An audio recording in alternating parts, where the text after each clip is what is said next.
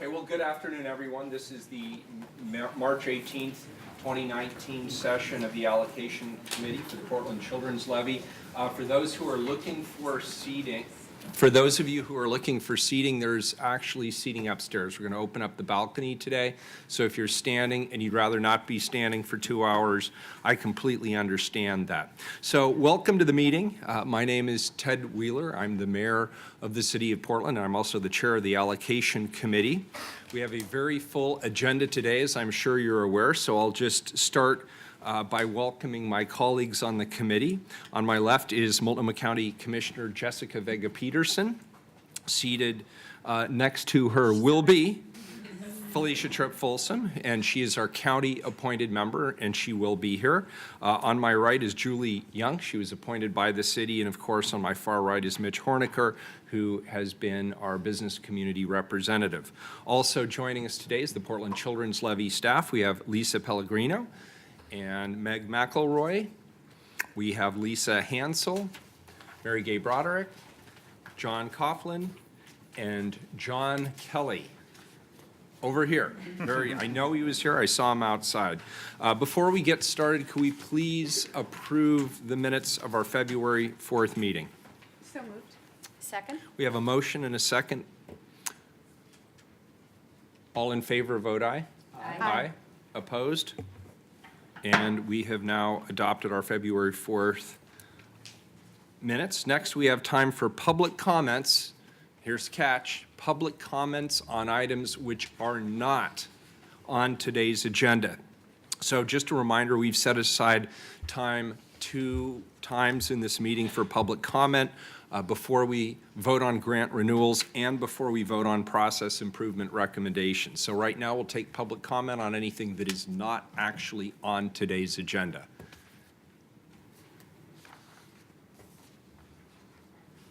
Going once, going twice, 3 times. Our first item is the hearing of the results of the Levy's annual audit from Levy financial analyst John Kelly. Welcome. Good afternoon. Thank you. The independent accounting firm, CPA firm Marina & Company, submitted their final audit report this year, on March 6, 2019, and they were reviewing last year, so the year ended June 30, 2018. You all have seen the report. It was distributed to you and will be available on our website after this meeting, and that details all the methods and results. I'm just going to give a high-level summary of the document.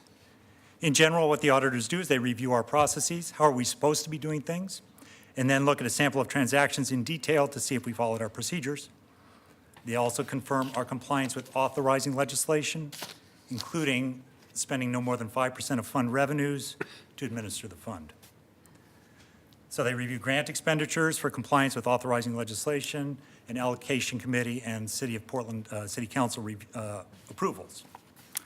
They review our administrative expenditures, which include things like levy staff salary and benefits, payments to outside vendors for goods and services, including our office lease, office supplies, website maintenance, advertising and similar costs, and payments to other City of Portland offices for general fund overhead, technology services, printing and copying, insurance, and similar things. All good news this year. They found us to be complying in all areas and have no findings or recommendations of changes. So I'm always happy when that happens, and I think you would be too.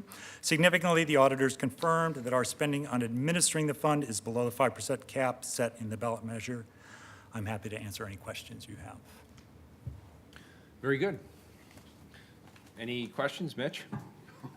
Thank you. Great. I just want to say, John, before you disappear, I think in this day and age, we don't say thanks often enough. Thank you for your hard work on this. Thank you for working hard to earn a clean fiscal bill of health. And thank you for keeping us under the 5% administrative cap. All of those were obviously key focus areas for the audit. You're welcome. Appreciate it. Thank you. Thank you. Very good. Moving on, our next item is grant renewals. Staff is going to lead us through their rationale on these. We'll obviously have time to ask some questions about this before we open the floor for public comment, and then finally we'll take a vote. So we'll welcome Lisa, and Meg. Anybody else I'm forgetting? And just to clarify, to start off with, I think we'll probably ask you to vote after each program area because it gets okay. hard to keep track of what was said and what, to ask your questions. So You know me we'll do a well. little Very shuffling good. here with, allowing people to come up and testify. Great. If you could just signal us when you're at the end of the presentation for each of the subject areas, then we'll have our discussion. Should we take public testimony on each of the areas individually? Yes. Yeah, I think so. Because Okay, it's just that too works. hard for you. You cannot, it's easier Good. to Colleagues, ask the any questions. objection to that? Seems to make sense. Good, thank you. I'll walk us through that again in a moment, just to make sure we're all on the same page. So just to get us started, we wanted to make sure that everybody here in the audience, those viewing at home, and of course you as allocation committee members, are reminded of the process that we go through to look at grant performance and then arrive at renewal recommendations for the grants funded by the Children's Levy.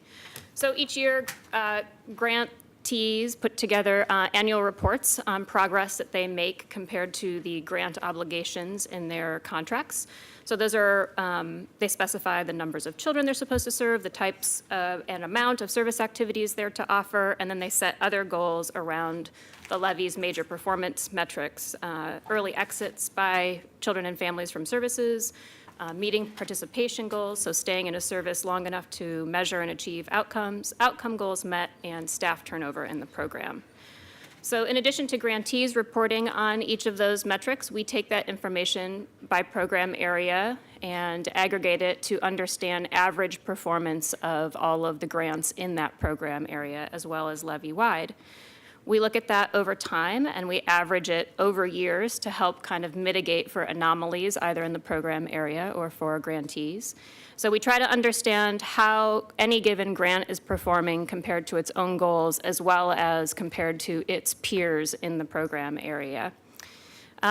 We look at many factors that influence performance to try to understand how things are progressing. We take all of that into account when we prepare performance summaries for each grant.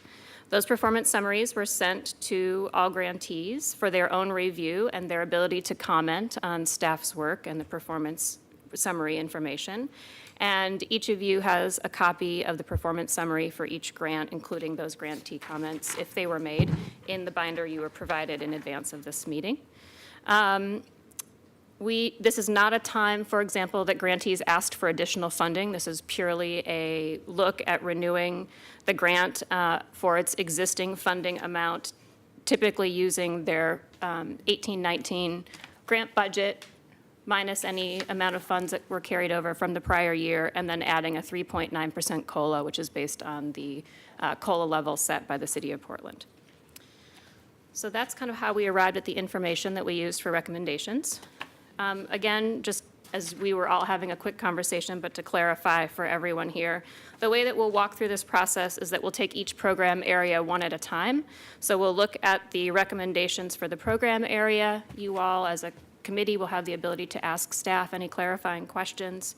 Grantees will be offered a chance to testify if they would like to. They are not expected to, especially if they agree with the staff recommendation for renewal. After you all hear from any grantees from that program area, you have time for any additional discussion, and then you will make your votes by that program area, and we'll move on to the next one. Any questions on that procedure? No, I would just simply say, just in the interest of time, obviously, I want to reiterate something you just said, which is if you agree with the recommendation of staff, we really don't need to hear your testimony unless your recommendation is somewhat different than what the staff has proposed. If there's some other reason that we should be aware of that's burning, then I'd certainly like to hear that. Thank you. All right, with that, I'll go ahead and get started with the first set of recommendations. So the very first recommendation that you have before you is specific to the Community Child Care Initiative. That is not a program area-specific grant. It's sort of a special initiative that the levy began 4 years ago to provide child care financial assistance for families to access high-quality child care for those families who are earning 200% of the federal poverty level or less. By all accounts, that program and grant has performed quite well, so staff is recommending it for an additional year renewal. And I'll be coming back to you in the fall with an additional renewal consideration for that grant because it has been a program that we haven't let competitively, but have invested in by special initiative. So it will be handled a bit differently than our competitive grant-making process. So with that, I'll answer any questions about that recommendation. I do have, is this on? I do have one question related to a comment that the state is overhauling its Spark Quality Framework. Yes. Can you give us a timetable on that, or how that's working? I personally cannot at this time. I can, it's been shifting a little bit over the past year or so. And my understanding is it's still very much being worked out, and I think some of it depends on funding decisions made by the legislature in this current legislative process for the next biennium. So how little or how much money the Early Learning Division has to work on that will determine, to some extent, what type of framework it continues to use and how much money it has to invest in localities to support providers to make progress in that framework. Okay, thank you. Yes, welcome. Without any further questions for that recommendation, do you want to take a vote on that? Do I need a motion in a second? That would be best. I'll entertain a motion. So moved. Second. We have a motion and a second. All in favor, vote aye. Aye. Any opposition? Done. All right, great. Then we'll move on to early childhood grants. There were 15 grants in this program area, one of which has opted not to seek renewal for its own reasons, and the other 14 grants are being recommended for renewal based on performance assessment by staff. So do you have any questions on any of those grants or recommendations? Again, I do have a question, sort of a concern related to the center-based pre-K programs. This is not a question about whether or not I'm certainly am in favor of renewing all of those, but it has to do with the attendance data and that metric, which is discouraging. That's my interpretation. It ranges from, this is children that attended 90% or more of school days during the contract year. Yes. It ranges everything from 23% of children up to 63%, which is that was a very small sample size. What is the, what would you say would be a good target for these programs? That is a really good question, and I don't feel like there's yet research that has great guidance for us about that. Young children tend to be absent from school far more for illness than school-age children, and most of the attendance data that we have and sort of the attendance research field is based on school-age children. There has been some work done in looking at Head Starts and setting that expectation more around 80 to 85% of school days.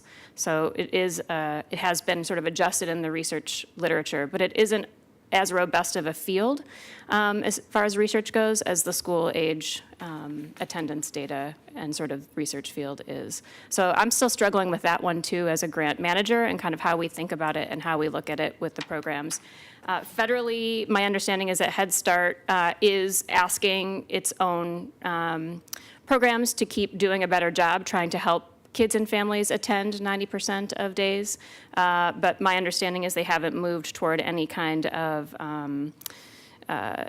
consequence or removal of funding for anything related to that yet, but more trying to get programs to set their own strategies around how to help families improve attendance. Okay, all right. Thank you. Yeah, you're welcome. It's something that I pay attention to. Yeah, no, it's a important metric to pay attention to. I think another consideration is that not all the programs that we fund have transportation offered to them as childcare. So there are at least a few of the Head Start providers, for example, that are funded in this portfolio that do not. We don't, as a Levy, provide them funding to provide transportation to their families, and they don't, as a program, offer transportation. So they neither asked for that funding nor did we provide it. That's not true in all. That's not true for all Head Start providers, but that is true for many. So transportation is certainly influencing what those data look like as well. I understand. Thank you. You're welcome.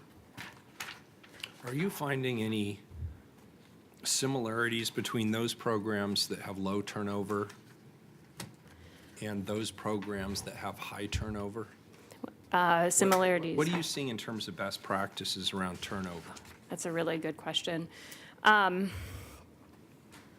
think it's really hard in this particular field and this sector to come to any real conclusions about those data at this time. A couple of years ago, the state created a major investment in preschool services called Preschool Promise, and when we create more jobs in our state in this sector, we're pulling, the workforce changes where it's working. And so some of the turnover that we're seeing in early childhood, for example, is based on where jobs are paying more potentially, or where people can find more satisfaction in the particular work based on the organization or the philosophy of the program. So I don't yet see any clear trends in terms of program performance in this particular field related to turnover yet, in part because I think the things that influence it are hard for us to control for, and we certainly don't have the resources to kind of really put together statistical studies that would allow us to isolate how that influences what's going on. I appreciate that. I just note there's a number of programs here that seem to have consistently low turnover. I think that's true, and I think some of them, I think, are consistently low because the people who are working in those particular jobs find great satisfaction with the program where they're working. They believe in the particular mission of the program. They feel well compensated for the work that they're doing. They're supported by their employer with the types of things that they want for them and their family. But it's hard to know how that really looks in each different program without doing some more intensive study of sort of workplace satisfaction, or how much pay did or didn't influence someone's decision to leave, or where they are in their own career development path. Is it a young teacher who wants to go back to school to learn more to become a center director? Is it a teacher who's decided actually early childhood isn't really the field I wish I were in? I want to go back and be a K-5 teacher. So we don't collect any data that allow us to look at all those dynamics in staff turnover. I wish we could, but that's a pretty resource-intensive ask. You have forgotten more than I ever learned on this subject. I'm impressed. Thank you. That was a great Thanks. answer. I'll take that as a Thank you. compliment. So early childhood, the recommendations are to renew the existing grants at the levels that staff recommended in each of the summaries, which is essentially their 18-19 grant amount minus any carryover from the prior year and with a COLA.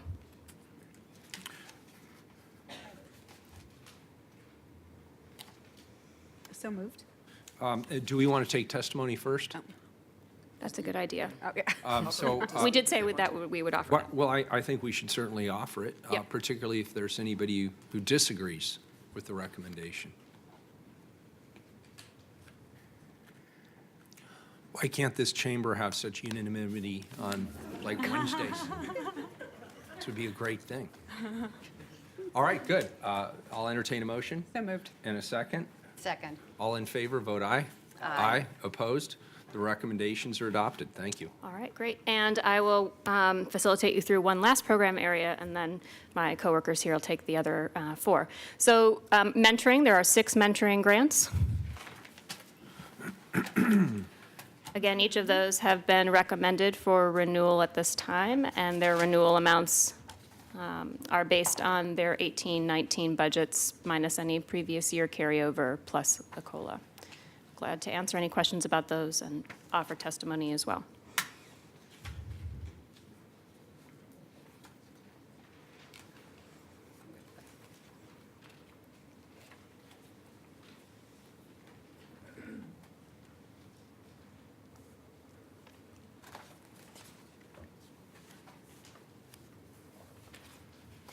I was surprised that College Possible had low levels of participation. Why do you think that is? The way that they described it is last year was a pretty significant anomaly for them. The coaches that work with the students that enroll in their program are AmeriCorps members. So they are college age or having graduated college, young people. And in some cases, when you're recruiting folks new to that level of a workforce and job, they're not always they discover maybe that job wasn't the job that they wanted or signed up for. That had an impact on the students who were participating in the program that year, as well as the program.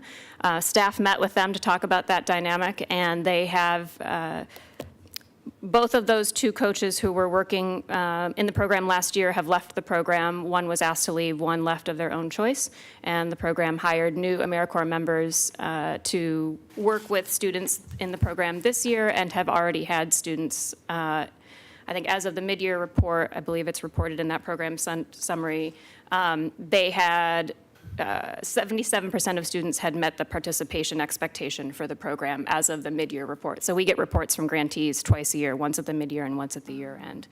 Do we know how many college counselors there are at David Douglas High School? The number 2 rings a bell. I don't know offhand, but College Possible staff are here because I saw them walk in. We could ask. Anybody know? them. Are there College Possible staff here, or do folks know? If you don't, that's fine. Okay, thanks, I was just curious. I could be wrong, but for some reason, the number 2 sticks in my head. I remember thinking it was a very, very low number for the number of students they have there, and therefore, a program like College Possible could really fill that void and help a lot of young people see the possibilities. So I continue to support it, but that participation level just struck me as disappointing. Yeah, I think they were disappointed as well and are trying really hard to rectify that. All right, So, good, thank you. You're welcome. Do you want to offer, does anybody want to testify? Does anybody want to testify on this? Any disagreement? I can't imagine there would be. Very good, I'll entertain a motion. So moved? Second. We have a motion, we have a second, all in favor, vote aye. Aye. Aye. All opposed? The recommendations are accepted, thank you. Thank you. And Lisa Hansel's going to facilitate you through child abuse prevention intervention and foster care. Great, thanks, Meg. Good Yeah, luck. you're welcome. Thank you. Appreciate it. Good afternoon. I'll start with foster care. There are 8 grants in this program area, and staff recommends that all foster care grants be renewed. All the renewal amounts were calculated using the fiscal year 18-19 budget minus any carryover plus a 3.9% COLA, as was the case in the previous program areas. Would like to point out that the amount for the SEI grant is conditioned based on the total number of youth that are enrolled as of 6/30/2019. If 40 youth are enrolled, which is the contract goal, the grant agreement will include the full amount that's listed on the spreadsheet that you have, $259,965. If fewer than 40 youth are enrolled and active at that point, then the grant amount will be prorated based on the number of youth enrolled. Is that clear?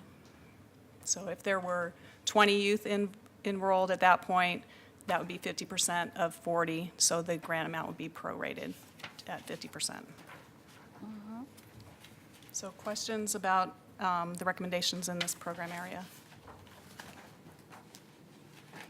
Could you help me understand a little more specifically the relationship between service goals and outcome goals that have been met? Sure. Service goals are the goals that are set around the number of participants to be served in a year, as well as the service activities. So in many of the cases in these program areas, it's home visits. So a service goal is set around home visits or classes. So those are service goals. And then outcome goals, each program has outcomes that they report on, and we work with the programs to negotiate what that goal should be. So what percentage of the participants who receive the minimum dosage of service will achieve the outcome. Okay, that's what I And so that figured. percentage varies based on the program and what's been agreed to.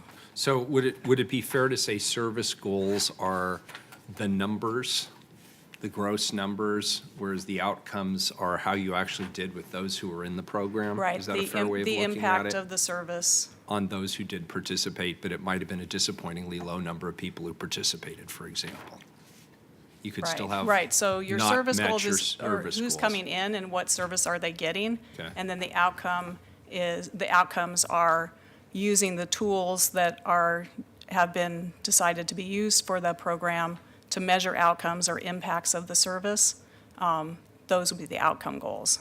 So if you see a situation where there are concerns with the service goals, but ultimately you have no problem with the outcomes achieved, what does that say about the organization in terms of the work they need to do? Well, all these metrics are metrics that we care about, right? And so we do a balance with that. So it's not necessarily that one metric outweighs another, if that makes sense. So there are issues with the quality of the service and what people are getting from the service. And then there's also the issue of how many people, if we're serving fewer numbers of families or they're getting less service than what's in the service goals, then we're ultimately paying a higher cost for those services, right? And so then the outcomes may be really good and positive, but they're for fewer people than you would have expected and what you've paid for in the grant amount. That's why it's got to be a balance, because if you were supposed to serve 40 youth and you only serve 3, but all 3 met every outcome, that would be great for those 3 kids, but you would not be happy you had paid staff to serve only 3 kids. Is So there that's a kind of the way? balance. Yeah, and that makes perfect sense, and I appreciate that clarification. Is there a way to put this in terms of ROI then? Because isn't that what you're really describing? I wish that it could be so scientific and easy and to number as that. There's a lot of, yes, ultimately, you would love to have an ROI, and there's people like at the Federal Reserve who, compute ROIs on early childhood investments, and they have, PhDs and, have a lot of budget to study that kind of stuff. I think it would be difficult to put that into numbers for what we do because we're funding so many different interventions that have different targets, different outcome goals, different purposes, serving sometimes children, sometimes mostly parents. In the case of home visiting, you're serving mostly the parent to then affect the child. So it's a lot of apples and oranges. Okay, well to get to an then let me ROI. get to a specific here. There's 2 organizations here, both of which I know to be great organizations. Impact Northwest and SEI's foster care program, where we have concerns about the service goals, but their outcome goals are met. So in other words, they're doing what we want them to do in terms of programmatic outcomes, but there are concerns about the service goals. How do we weigh those 2? Or is it really just a subjective So balancing? with the concerns in the 2 that you've highlighted, Impact Northwest, there are currently concerns. The first 2 years of the levy period, there were not concerns. These past 2 years, there have been some concerns, primarily due to some service goals not being met because of staff medical leaves or other staffing kinds of issues. And they're they have a plan working on those and are feeling like at mid-year that they're making progress and improvement this year, which is why they were still recommended for renewal, even though they haven't met that. And then was SEI the other that you brought up? Yes. And with SEI, that's the reason for the conditional funding amount. They have been struggling the last 2 years with serving the number of youth that they're contracted to serve. And they are in efforts with DHS to get more referrals and very active. And so I'm hopeful that they'll be able to reach that 40 by the end of the year. But since it has been an ongoing concern, that's the reason for the recommendation that we then prorate based on how many youth are actually enrolled at that point in time. I see. Thank you. And been in many conversations with SEI about this concern. So it sounds, Lisa, like it flags for you the areas that you need to continually follow up. But, I mean, obviously, we don't do this ourselves. Is this what you're using to flag what you need to follow up with as staff for the levy? Exactly. Okay, Yeah, thank you. we keep track of the information. We have monitoring spreadsheets that we do and keep our notes in there. Meg mentioned earlier that we have 2 times during the year where we get reports from grantees. Only with the annual report do we require data be submitted. In the mid-year report, we ask, are you on track to meet all your goals? Which means they need to look at data to tell us that, but they're not providing us the data. In cases where there are concerns, we do actually ask for numbers either quarterly or at the mid-year point as well when there are concerns like this, and that's the case for both of these programs.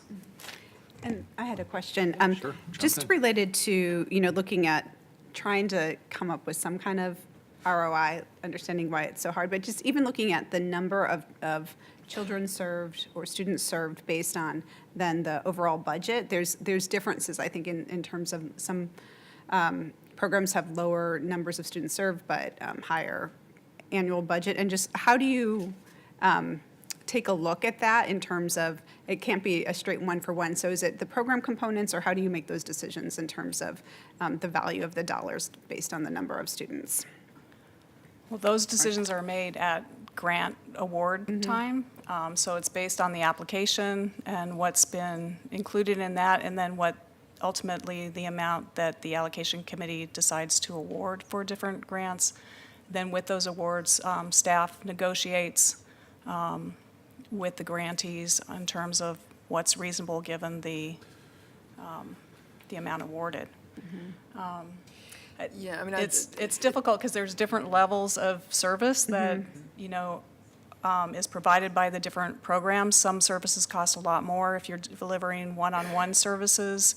When you're working in foster care or child abuse prevention intervention areas, families tend to have higher needs, maybe more service coordination than, say, an after-school program that's in a classroom-based or group-based setting.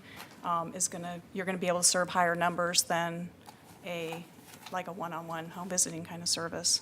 So it's almost taken on a individual program level that you're looking really Pretty at what much. the whole components of the program are. you've got to look at what the intensity of the intervention is and how much staffing is needed to deliver that model. And that is going to vary tremendously depending on the model. So you all kind of pick the models you want to fund and, and the level you want to fund it at, and then we work with them to come to what's reasonable in the grant agreement. So it's a balance each time. If you funded only one intervention, you could compute that easier. If you just did one thing in every program area or something, it would be a lot easier to figure that out. Any further questions? Any further comments? Do we have any public testimony on this item? Oh, sorry. Thank you. Great. I'll entertain a motion. So moved. Second? We have a motion and a second. All in favor? Yes, you bet. Mitch? Abstain on the new avenues. Since I'm on that. Very good. So Mitch is abstaining from New Avenues. So why don't we pull New Avenues out for the time being? Any objection to pulling New Avenues out? Let's vote on the remainder of the package. All in favor, vote aye. Aye. Opposition? The package passes. Now to the New Avenues for Youth. Mitch is abstaining from this one. All in favor of the New Avenues for Youth funding proposal, vote aye. Aye. Opposed? And Mitch, you are abstaining. Very good. The funding packages are supported. Thank you. Thanks, Lisa. Okay. Next, we move to child abuse prevention and intervention. And in this funding area, staff recommends all but 2 of the child abuse prevention intervention grants be renewed.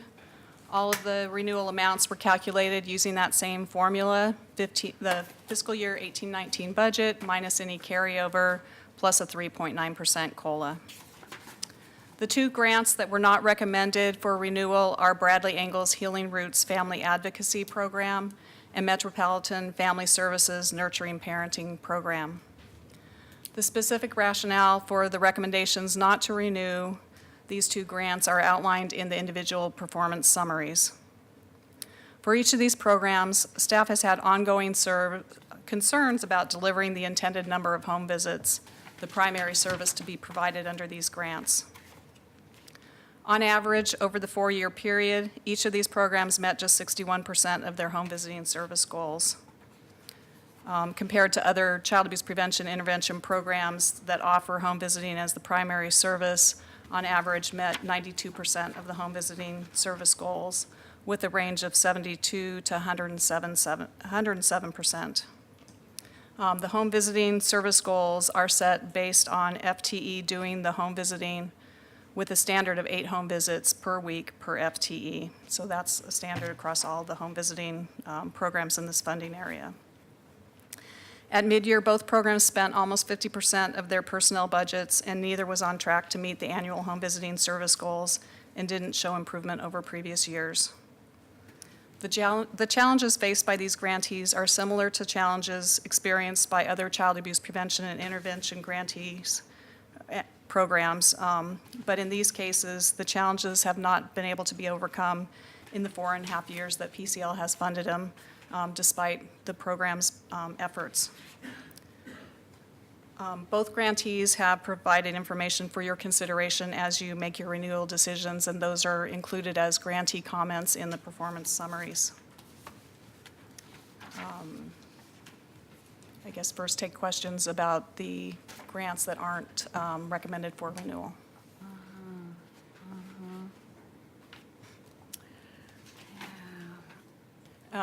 Questions can be for me or grantees, they're here as well. You could take testimony. And then, right, and then they'll also have an opportunity to testify.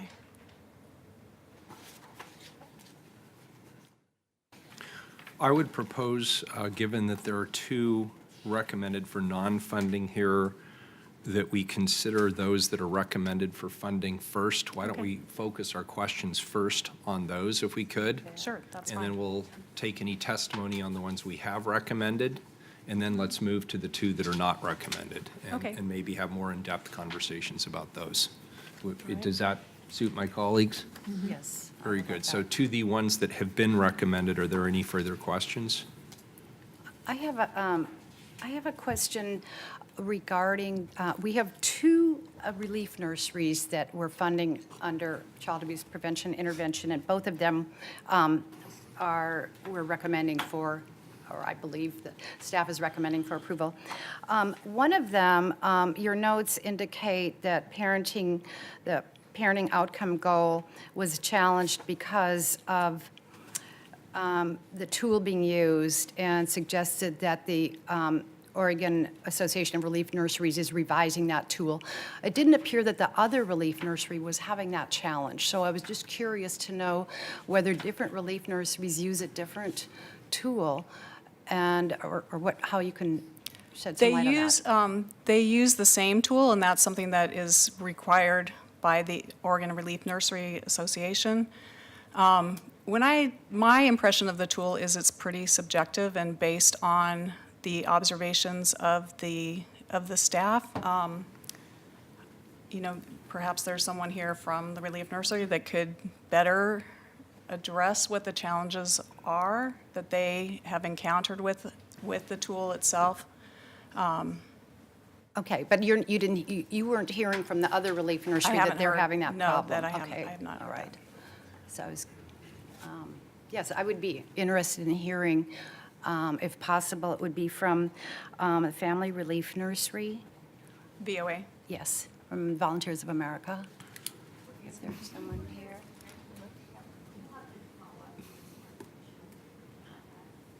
I'm sorry, I didn't hear that. She said they need to follow up. Okay. Thank you. Very good. Do you feel comfortable voting on that Yes. particular item? Yes. Okay, Yes, very it's just good. more for So why don't we do clarification. this? Is there any public testimony on the ones that have been recommended to be funded by staff? Seeing none, I'll entertain a motion. So moved. Second. We have a motion and a second. All in favor of the funding package excluding Bradley Engel and MFS, vote aye. Aye. Opposed? Funding package is approved. Thank you. Now, why don't we take up Bradley Engel? Do people have specific questions about Bradley Engel?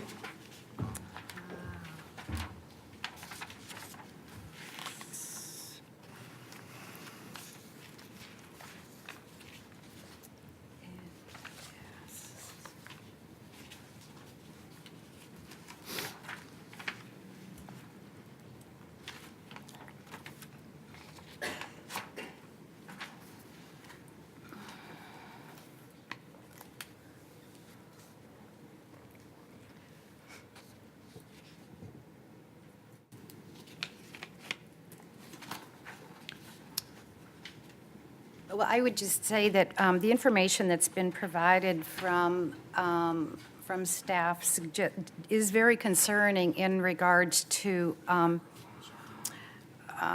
suggestion that the infrastructure support is not there for this program to really, succeed as in the way that I believe the organization intends, and certainly as we would hope, and that this is. And even, my sense is that even with the staff working closely with Bradley Engel, that there must be some real uncertainty about that in terms of whether things can shift and be turned around. Can you say a little more about that, Lisa? Well, Bradley Engel has had change in leadership almost 2 years ago now, and has not had an executive director for the organization during that time. Have had, I believe it's 3 interims at this point, and has also had turnover in the person who was the program director for this program, as well as the deputy director for the program, for the agency. And it's a very small program that we fund here, and primarily one staff person has been delivering a little more than 1 FTE, but one staff person has primarily been delivering.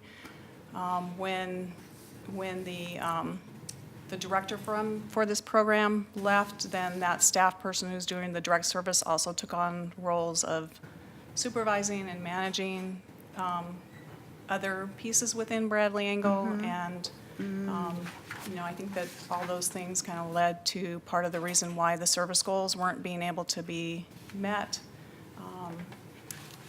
So just the ongoing concerns with this program and the current situation in infrastructure with that program led to the recommendation that I've provided here.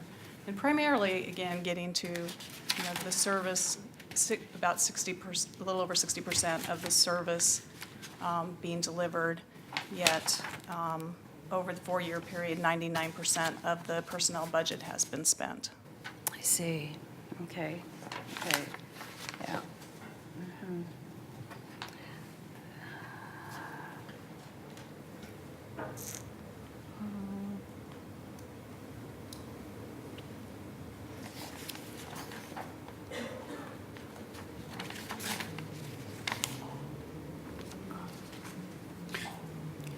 My assumption is we're going to hear from somebody from Bradley I Engel. think so. That was Why my don't understanding. we bring him up, and that might prompt some additional questions. Okay.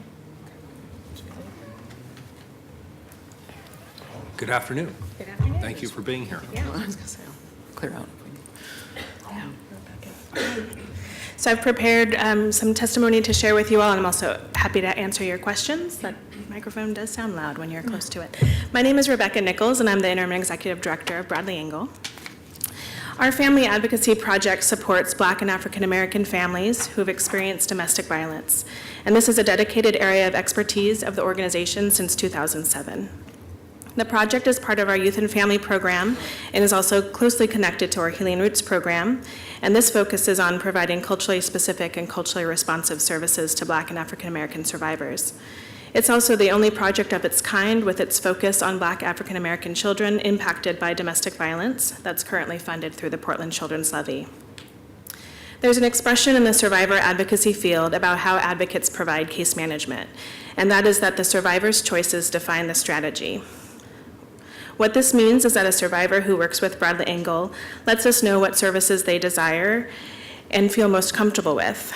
And our job is to offer options and recommendations on how their needs can be best met by the services available. Within the Family Advocacy Project, these services include parenting support with a focus on how domestic violence impacts the bond between the non-offending parent and child, home visits, a parents' empowerment support group, case management, housing support, and crisis intervention. For Black African American families, we understand that domestic violence and parenting are sensitive issues because of how overrepresented and underserved they are across the multiple systems that address these issues, such as child welfare and law enforcement. To serve these families well and to gain their trust, we always make space for them to define their strategy and access the services that best fit their needs. We are on track to serve the number of families that we set out to serve with PCL funding. And I think the conversation you all had earlier about service metrics compared to outcome metrics is applicable to this project as well. We remain diligent in serving the families that access the project with the respect and the autonomy that they deserve. As an organization, we're committed to meeting the ever-changing needs of survivors and the stated service goals of funders like the Portland Children's Levy. We welcome your continued investment in our work, and we implore that you continue funding this project into the next fiscal year. Thank you.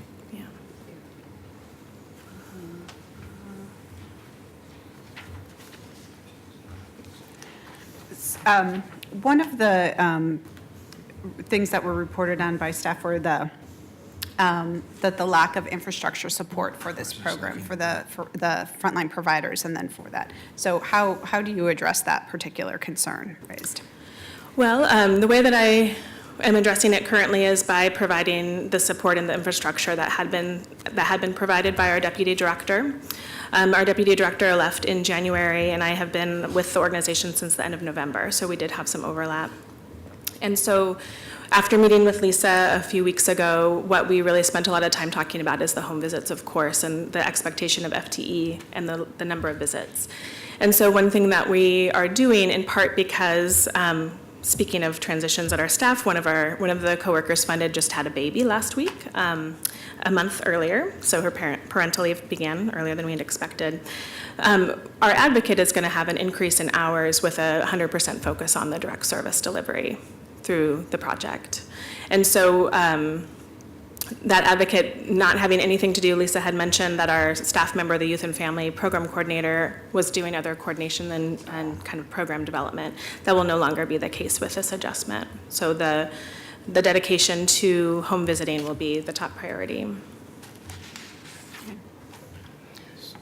So just to follow up on that, so at 28% at mid-year, with everything that you just said, where do you expect to end up at the end of the year? Well, we still should not meet the original goal of 470 visits, but we are going to be using the 8 visits per week as our metric. So that's what we'll be aiming to provide. So in the information that was provided to us through the staff in preparation for this meeting, Bradley Engel notes that you may have realized that the home visiting model is not the best fit for the families being served. So what, and yet I'm hearing that you intend to go on that path. So can you explain that to me, please? I think the note of home visiting being a difficult model for the particular families that we're serving was really about realizing at this point, and unfortunately it feels late in the process, but recognizing with Lisa's support around how low we have been, how the number of home visits have been very low. Yeah. And Anna, who was our program coordinator, she had been the family advocate. She wasn't part of the development of the PCL project, so she was implementing the project, providing those home visits. So the difference, I suppose, is that we want to do what's best for the families we're serving while reaching the goals that you all have invested in. And so it's a matter of prioritizing that service within what the options are provided to survivors while recognizing the particular challenges and talking with families a little more directly about what the benefit of home visiting can be for them and see if that's something that they would like to engage more with.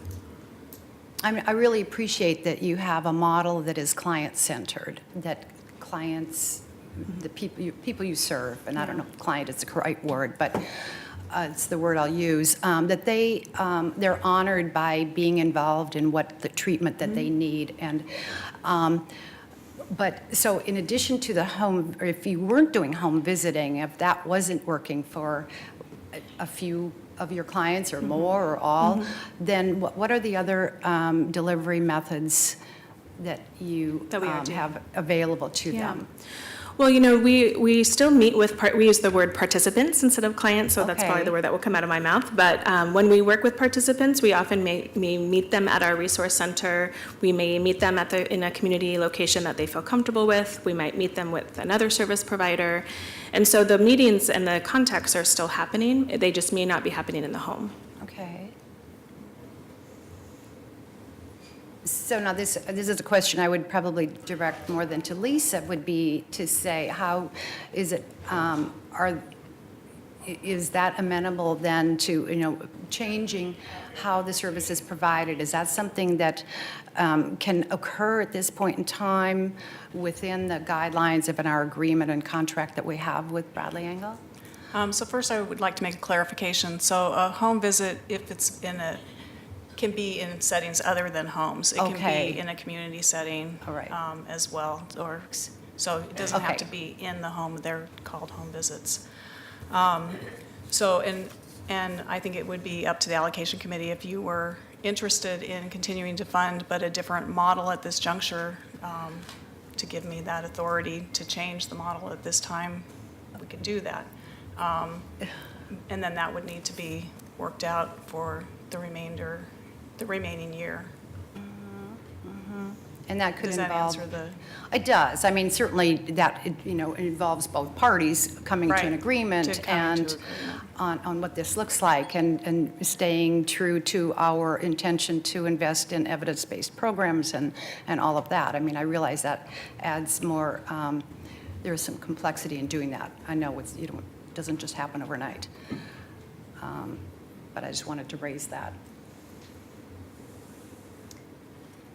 I had a question, just regards to, this is a program that was established to really provide services focused on African-American families, but looking at the numbers, if I'm reading these correctly, the percentage of African-American families served is less than half of the families served. If I'm reading that correctly, 41.3% of parents and 39% of children. So one of the things that I would like to point out is when this program first began, it was partially funded by PCL and partially funded by other sources. And it had another site, I believe it was in East County. And so the program, we give programs the option of either reporting just on the PCL funded amount or the full amount of a program, whichever kind of works out best. And in those first 2 years, they reported on the full program. So the number of and the other part wasn't focused on African Americans. So the total number served by both pieces was less than 50%. If I'm, let's see. And in the average over the past 2 years, since the other funding is no longer there, who identify in whole or part as African American is 51%, was for the 4-year average, and then the average over the past 2 years was 65%. So the number that you just quoted, I think, is just the number for those who identify in full as African American. So I have the, providing the additional information for full part. So bottom line, about 65% over the past 2 years identify in full or part as African American. May I speak to that as well? I will say that for this fiscal year, the number is more 100% families identify as African American or multiracial.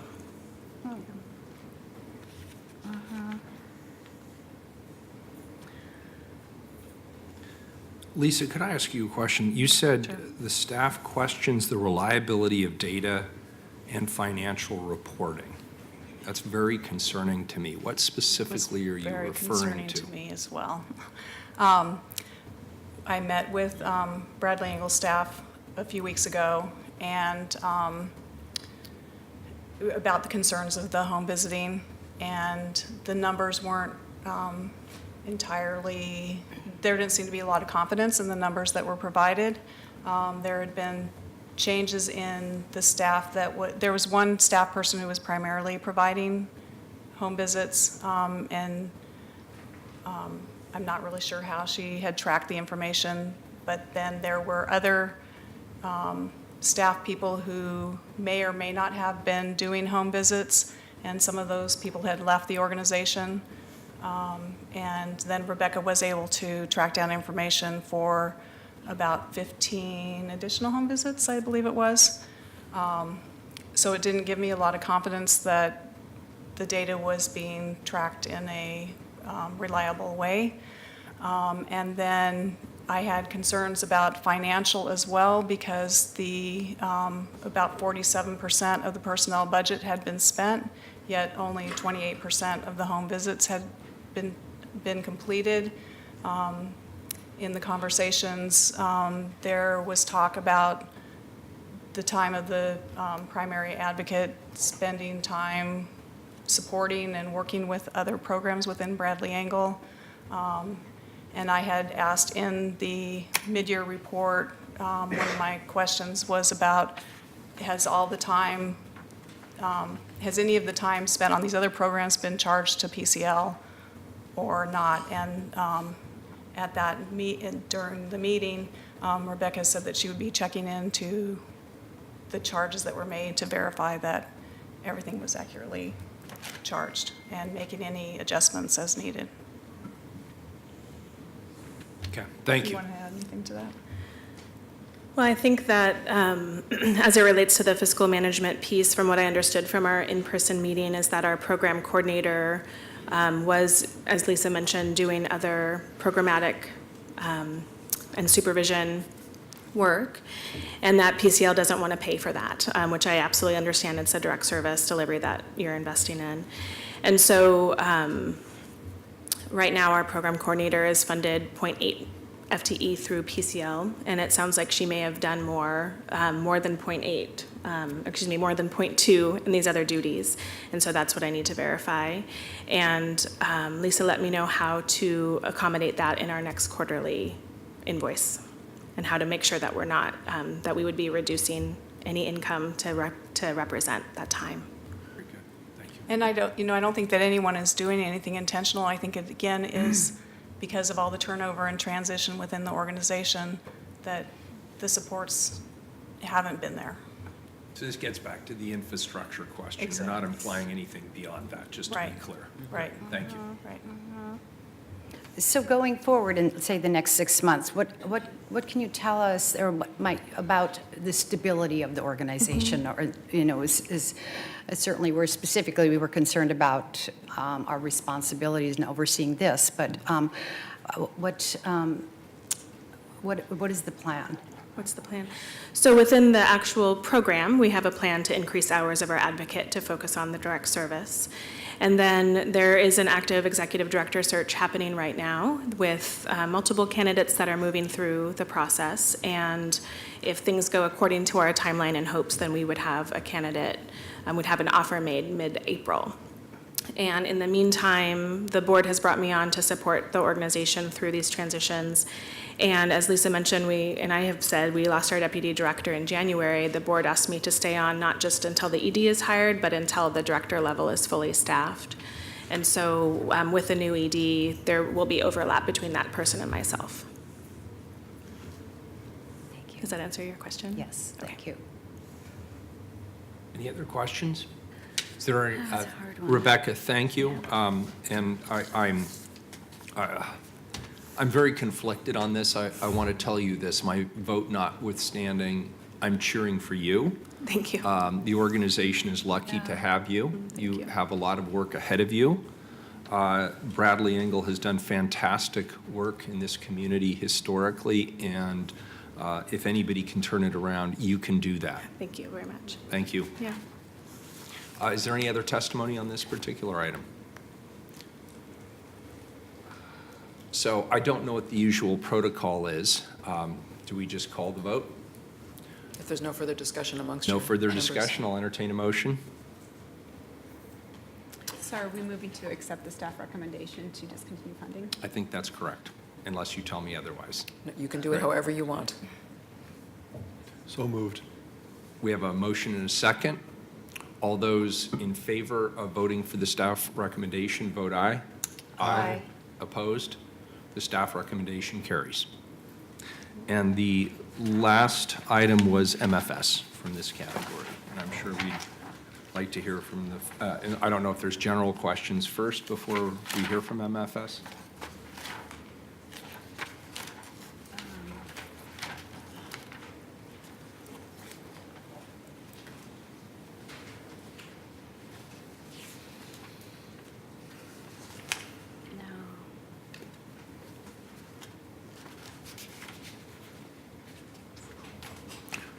Why don't we go ahead and have MFS come up if they'd like.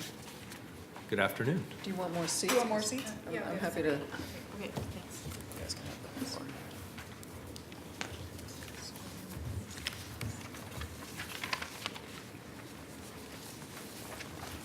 Good afternoon, thank you. Good afternoon, Chair Wheeler, members of the PCL Allocation Committee. My name's Amy Corbett. I'm the Chief Program Officer at Metropolitan Family Service. This is Maria Perdomo. She's a Senior Manager for Early Learning and Parenting Education. And then Laura Hellers, our Senior Manager over this parent coaching service. I'd like to thank you for your support for all programs, PCL-supported programs that are helping kids thrive. PCL has recommended that MFS Nurturing Parenting Program not be renewed for an additional year, and we respectfully request that you reconsider funding for the following reasons. So MFS has met all our goals outlined in the funded proposal that we submitted. After our proposal was accepted, we learned that PCL had the service goals around home visiting of a specific number of home visits per direct service FTE. Beside that, MFS has exceeded the number of parents served for the last 4 years, and we're on track to meet our numbers of parents served this year. We've done this despite some staff turnover. We've also served a larger percentage of children from East County than any other program at 85%. 87.5% of the parents we have served have completed at least 12 home visit, or at least 12 coaching sessions, home visiting, and in the last 3 years demonstrated significant improvement in nurturing, attachment, and parental empathy. About between 84 and 100% change, or 100% met. MFS has stable, highly qualified staff in place who are committed to continuing to serve families through this program. Heather Donaldson, our full-time coach, is a certified parent educator with expertise in working with families experiencing trauma and behavioral challenges. The reason MFS has not met our home visiting goals for this grant is due to the high degree of stress, trauma, and special needs that the families we serve experience. In our work, we found that connecting our families to other MFS programs and community resources, including Ready, Set, Go, economic empowerment services, community schools, our food pantries, is a powerful tool to achieving the outcomes we've just shared with you. The needs our families have are often met through these leveraged assets, in addition to the strength of the parent home visiting and coaching that we're doing. Our qualitative evaluation shows that parents are learning that discipline can be positive and effective, and that parents can listen to their own instincts rather than what they learned in their own experience of being parented. MFS has met all or most of our enrollment goals and most of our outcome goals, and have a commitment to increasing our caseloads next year to increase the number of home visits. And then I want to introduce Maria Perdomo, who has been working with highly stressed parents in parenting education, hundreds every year, just to talk about how we meet the needs of diverse parents and meet their diverse needs, because we also try to meet parents where they are and with what they need. Okay, thank you for having us here. So based on my experience, normally when we had a degree of family with stress and behavior issues and different difficult situations, it's hard for us to engage with them at the beginning because, you need to build that relationship with them. The other thing is, for those family, home visit is a new concept. So they don't know what is a home visit. And as you are dealing with stress and, high levels of trauma. So it's very hard, to engage those families, but we already know that those are the families that need the more qualified service. So what I have learned on time is that we need sometimes to be flexible. We need to look for a strong result, looking for other ways how to support those families. And what I notice sometimes is that we are not able to do the home visits because due to the stressful life that they cancel many times.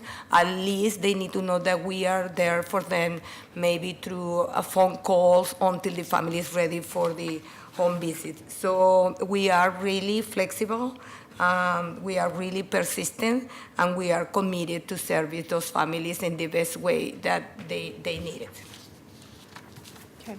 And Laura Heller's going to share, we had a parent who was willing to come in, but she'd have to take 3 bus rides to get here. So she wrote a letter telling her why this is such a valuable service to her. And Laura will summarize.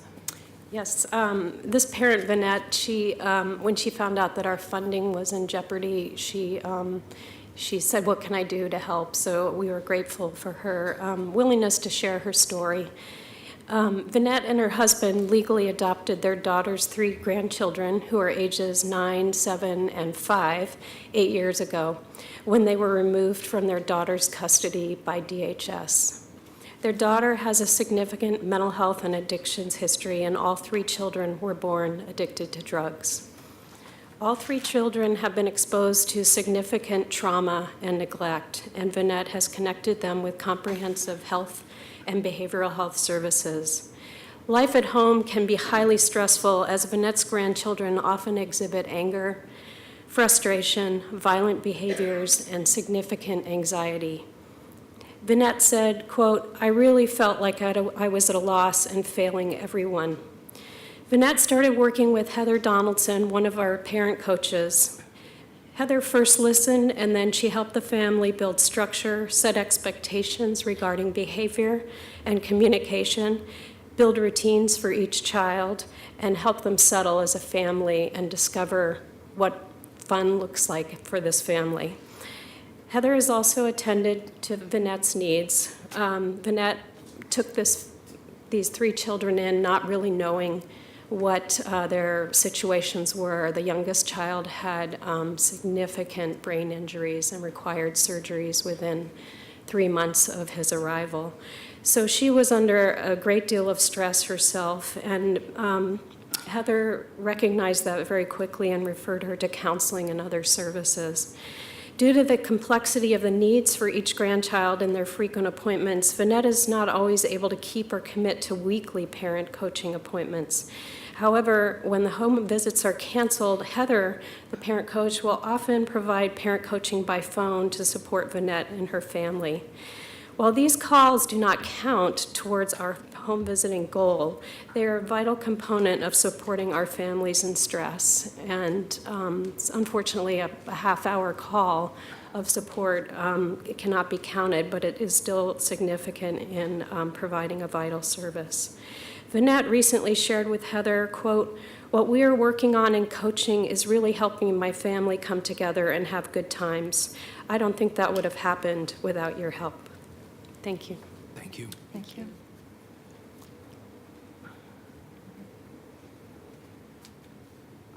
Any questions? Well, I did certainly want to make the comment that I know that this is a very challenging, this is challenging work, and that families that are in crisis and ongoing challenges and stress, that it's difficult for them and it's difficult for providers to meet their needs.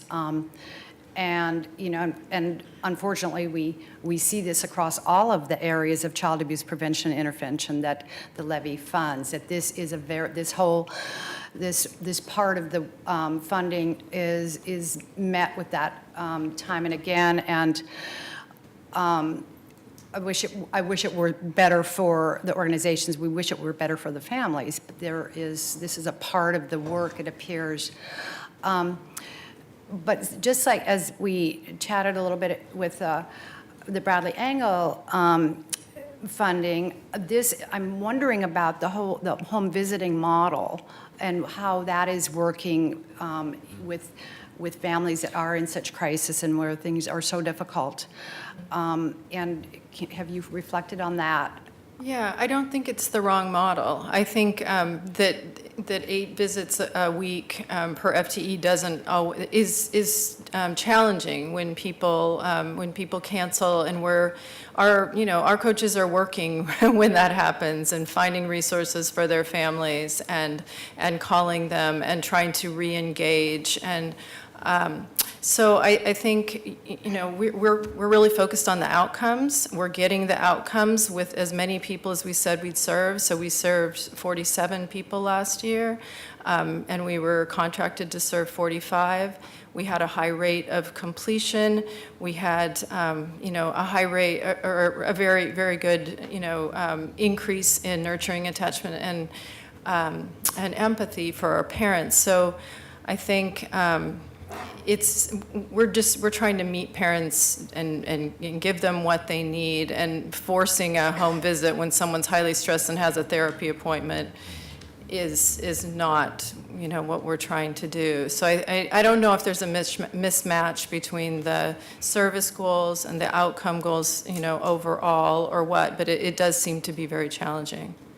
We have had some staff turnover as well, and so when we had a lower FTE, those numbers, those home visit expectations stayed the same, so it's very hard to catch up. Very hard, and turnover is hard on the families.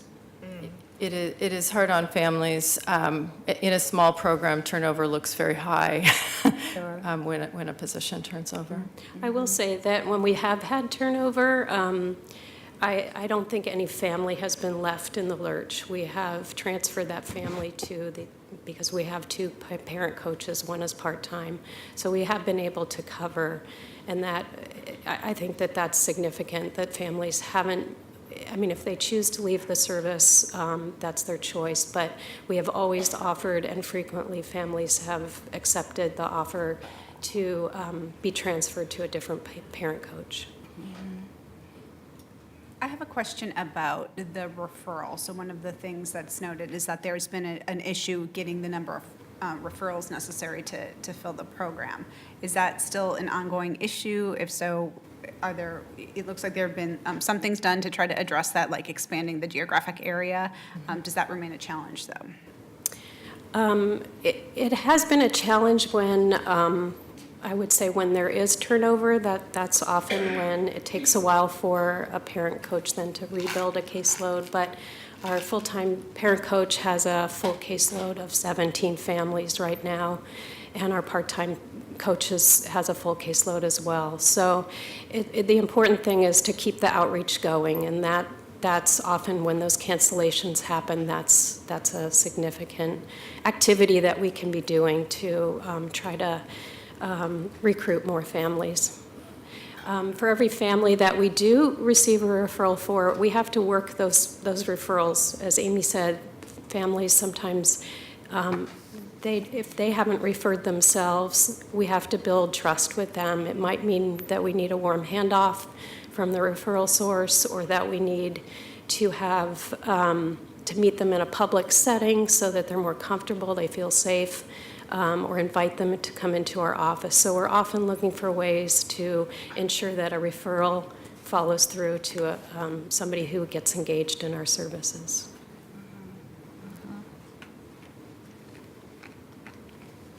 Very good. Thank you all. Thank you. Thank you. Is there any other public testimony on this item? I'll entertain a motion.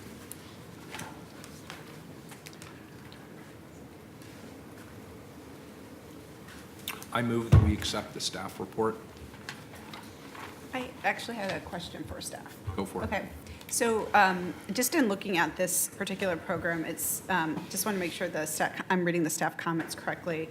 So they've met the service goals in terms of the number of families to be served, but of those families that they're serving, they're not doing the number of home visits that are required. Right, the home visit Okay. service goal has not been met. Okay. Which is basically the core part of the original program offer, were the home visits. Yes. Okay. Yeah, I'll second the motion. We have a motion and a second. Any further discussion? All in favor, vote aye. Aye. Opposed? No. We have staff recommendation passes with one no.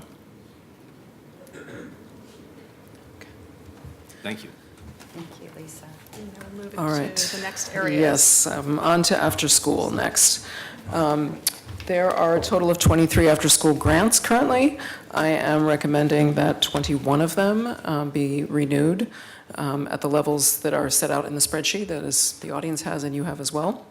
Those are mostly calculated based on the 18-19 budget minus carryover plus a 3.9% COLA as we've set forth. There's a couple exceptions in there and they're noted in your paperwork for differing reasons.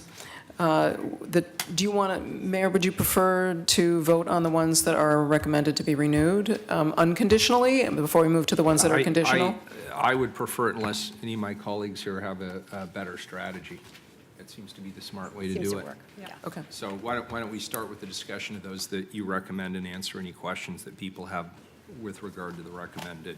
Exactly. So the ones that are conditional renewals are Human Solutions Family Shelter Program and Pathfinder's Bounce Back Program. So those are the conditionals. We'll set those questions aside for thank later. you. But if you have questions on any of the other after-school grants, you can fire away.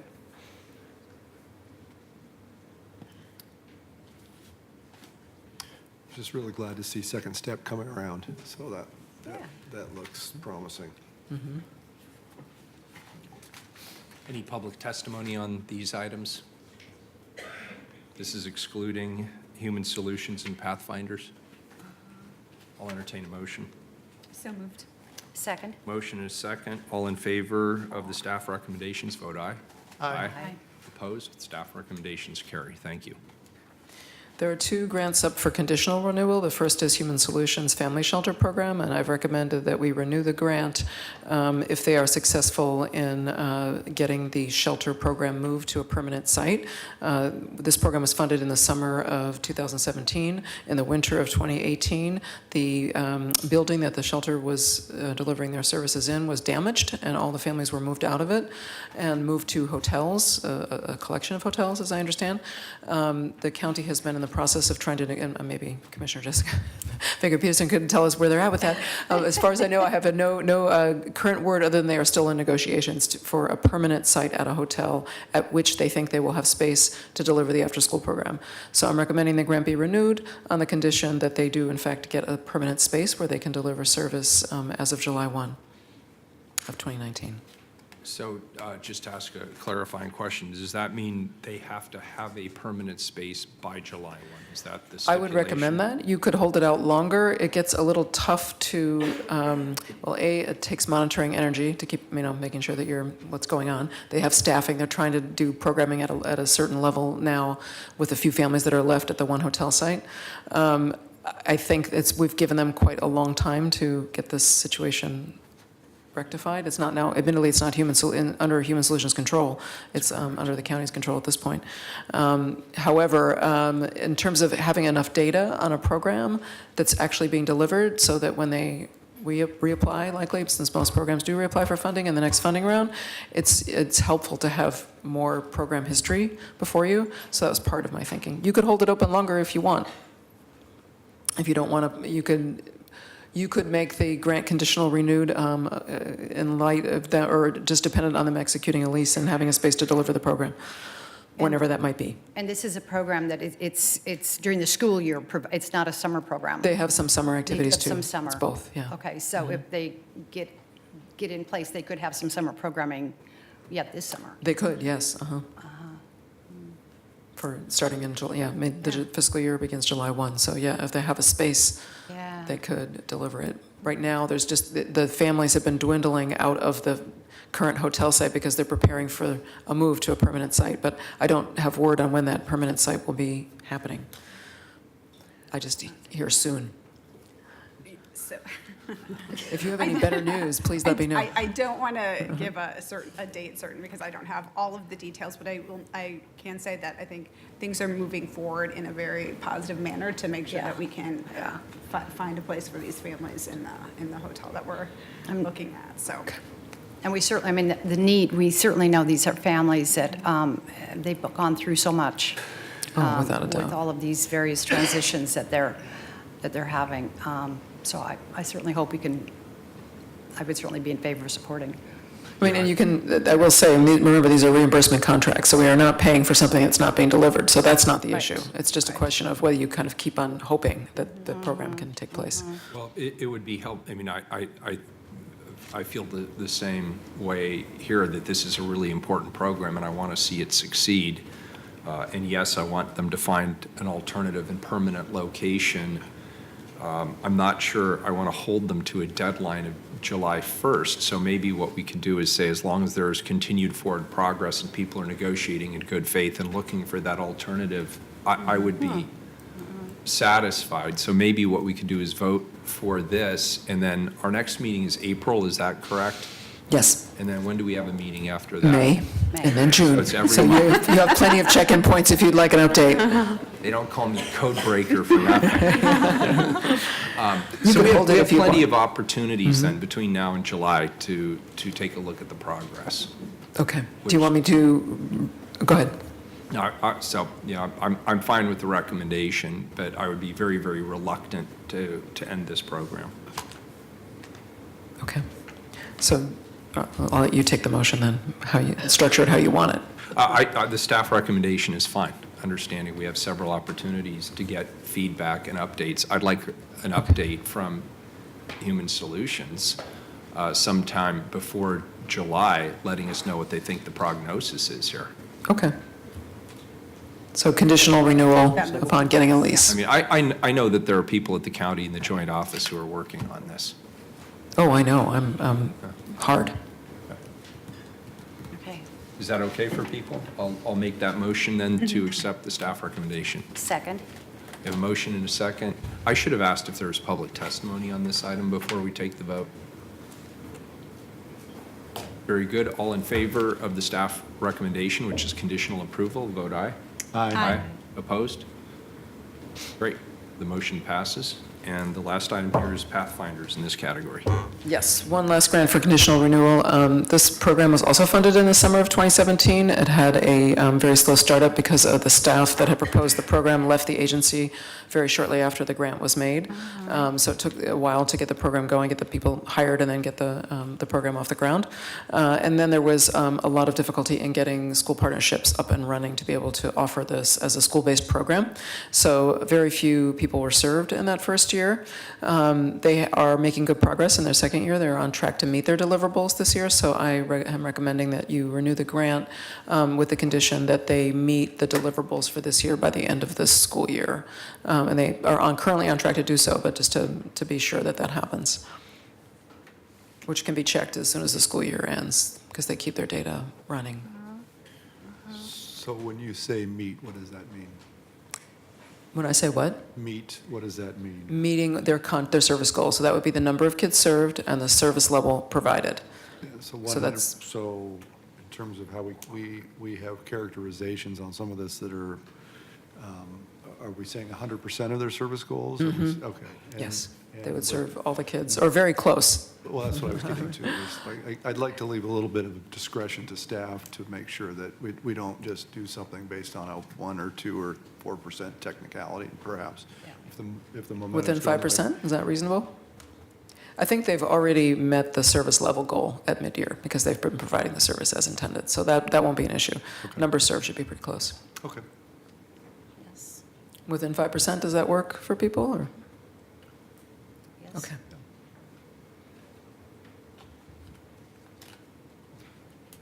Perhaps, I know we're going to take, if you want to take testimony first, or. Is there a public testimony on this item?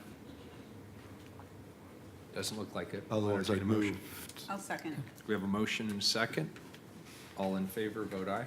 Aye. Opposed, the motion carries. Thank you. Okay, the final area is hunger relief grants, and there are 5 grants. Staff is recommending that all be renewed, and the funding levels are all 18-19 budget minus carryover plus 3.9% COLA, no variation there. Is there any questions about those requests, those recommendations?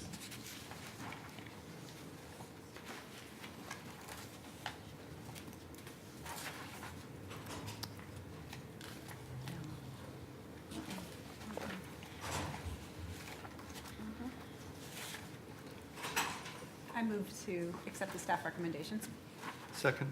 We have a motion and a second. Any public testimony on these items? All in favor, vote aye. Aye. Aye. Opposed? The motion carries. Staff recommendation is adopted. Thank you, everyone. So that completes. Thanks for coming, everybody. Yeah, well, thank you to the staff and to all of our Levy partners. For those of you who did receive grant funding, thank you for the great work you do in the community. For those of you who do not receive funding, thank you for the hard work that you're doing in the community, and we wish you the best of the luck in the time ahead.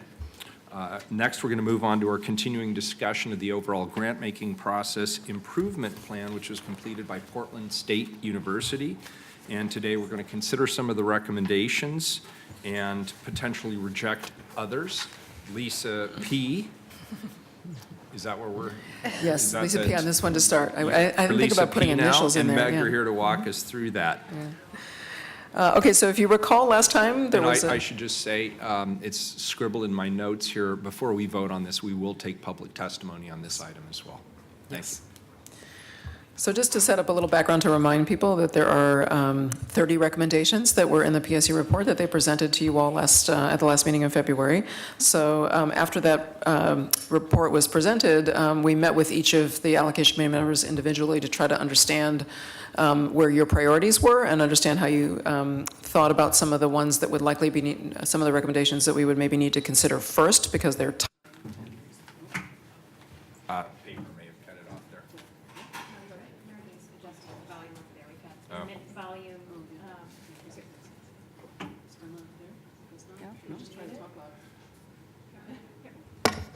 Okay. Is it working? Oh, there we go. Thank you. I'm glad someone besides me is in charge of technicalities, otherwise for sure we'd be at a loss.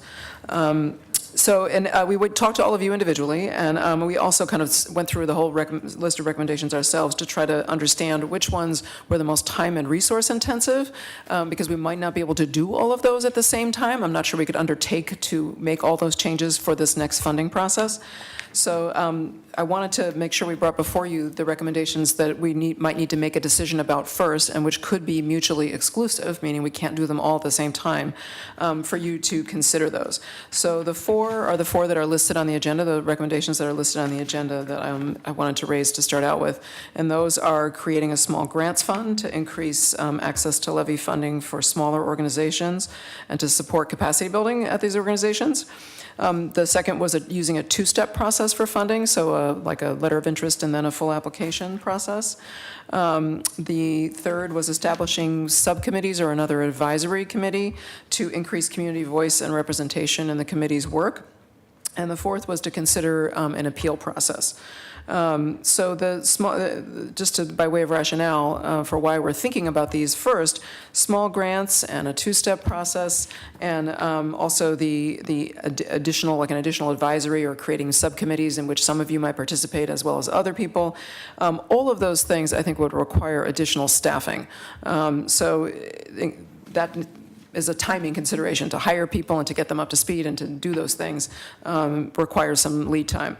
The appeals process wouldn't necessarily require additional staffing, but it would require more time. So we would need to budget time for the whole funding process differently. We'd have to leave some time at the end, and we would have to leave some resources at the end in case appeals were successful and were granted. So because of that, I think it makes it, we were, as a staff came together to think it makes sense to think of those first before we get to some of the other recommendations that PSU made, since some of them affect the later parts of the process. I think the other piece we wanted to bring, I don't feel, given that the first three of those recommendations would likely require additional staffing, I don't know that there would be enough additional staffing we could purchase and remain under the 5% admin cap the way it has currently been interpreted, that we could hire enough staff to do all of those recommendations at the same time. Because the small grants process is going to require figuring out what it's going to be and then implementing it. A two-step process for 6 funding areas at the same time takes more staff time because you've got to run 2 different sets of review committees. So you have to have different sets of reviewers.